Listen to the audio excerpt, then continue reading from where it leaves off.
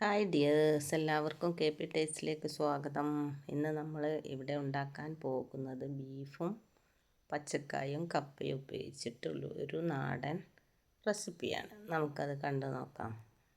ഇതിനായി ഞാനിവിടെ 1/2 കിലോ കഴുകിയ ബീഫ് എടുത്തിട്ടുണ്ട്. അത് കുക്കറിലേക്കിട്ട് നമുക്കതിൽ മല്ലിപ്പൊടി, മഞ്ഞൾപ്പൊടി, ചെറിയ ഉള്ളി, ഉപ്പ്, ജീരകം എന്നിവ ചേർത്ത് നമുക്കത് ചെറിയ തീയിലൊന്ന് വേവിച്ചെടുക്കാം. ഒരു 1/2 ഗ്ലാസ് വെള്ളം ഒഴിച്ചാൽ മാത്രം മതിയാകും.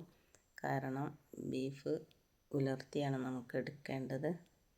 ഇപ്പോൾ ബീഫിൽ ഇത്രയും ഇൻഗ്രീഡിയൻസ് മാത്രം ചേർത്താൽ മതി. ബാക്കി നമ്മൾ മസാല രൂപത്തിൽ ചേർക്കുന്നുണ്ട്.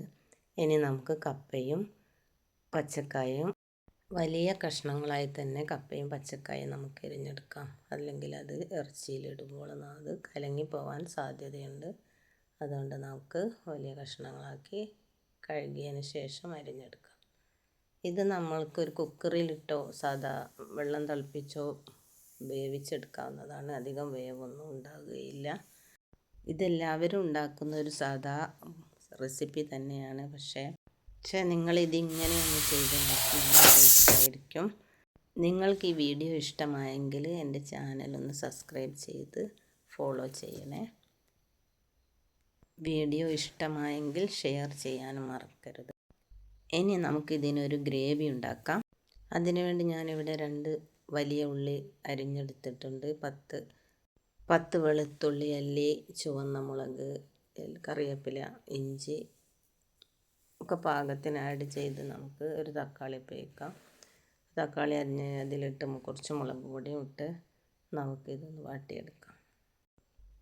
ഒരു മീഡിയം സൈസിൽ മാത്രം വാട്ടിയെടുത്താൽ മതി. നമുക്കതിന് അതിലേക്ക് കുറച്ച് ഗരം മസാലയോട് ചേർത്ത് നമ്മൾ വേവിച്ചെടുത്ത കപ്പയും പച്ചക്കായും അതിലേക്ക് ചേർത്ത് ഒന്ന് ഇളക്കി കൊടുക്കാം.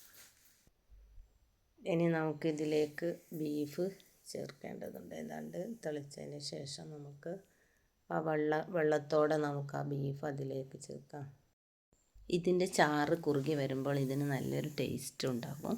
നമുക്കിനി ഇതൊന്ന് വറവിട്ടെടുക്കാം. അതിന് ചെറിയ കടായി അടുപ്പത്ത് വെച്ചിട്ട് നമുക്കത് ഉള്ളിയും കറിവേപ്പിലയും തേങ്ങാക്കൊത്തും